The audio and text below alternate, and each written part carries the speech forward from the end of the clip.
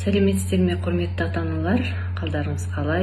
Бүгін сіздермен жүздесіп отырғаныма қуаныштымын. Бүгінгі біздегі айтылатын тақырып баланың өз уақытын тиімді пайдаланып, және күн тәртібін қалай дұрыс құру керектігі туралы айтып, сол бойынша сөз қозғағым келіп отыр. Ол үшін алдымен балаларға уақыттың қаншалықты қымбат екенін түсіндіріп, уақыт туралы әңгімелесу керек. Уақыт туралы әңгімені тек әңгіме түрінде ғана айтып қоймай, уақытқа байланысты қысқа, мазмұнды, мағыналы, жақсы бір видео көруден бастасаңыз, тіпті жақсы болатын еді. Баламен бірге отырып, сондай бір жақсы видео көріңіздер. Уақыт бізді күтпейтінін ескере отырып, баламен бірге отырып, күн тәртібін, яғни баланың жоспарын құрудан бастаңыз.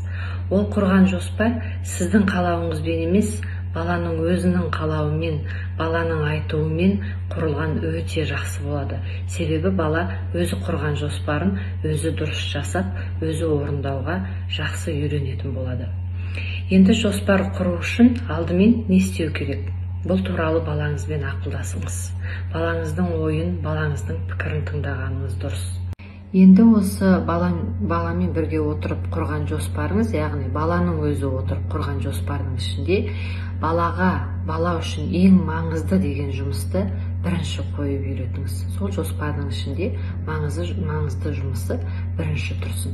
Содан кейін бала үшін күрделі тапсырмалар болады. Ол күрделі тапсырманы бір күнге қою міндетті емес, себебі ол балаға ауыр болуы мүмкін.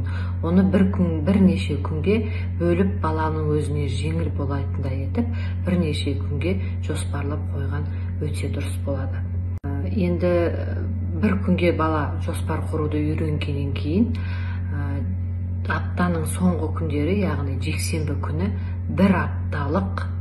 аптаның 7 күніне ыңғайлап, бір апталық жоспар құруға баланың өзін отырғызу керек.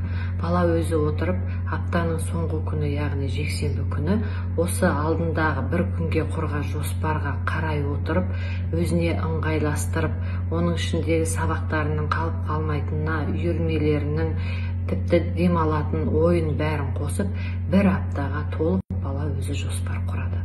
Ол құрған жоспарының соңғы 2 күні, яғни сенбі, жексенбі күндері отбасымен бірге болатын, отбасылық демалыс ретінде, отбасымен бірге таза ауада серуендеуге, отбасымен отырып ойын ойнауға, отбасымен бірге отырып әртүрлі қызықты баланың өзіне керекті кітаптар оқуға жоспарлап, сенбі, жексенбі күнді солай күн тәртібіне қосып құрған өте дұрыс.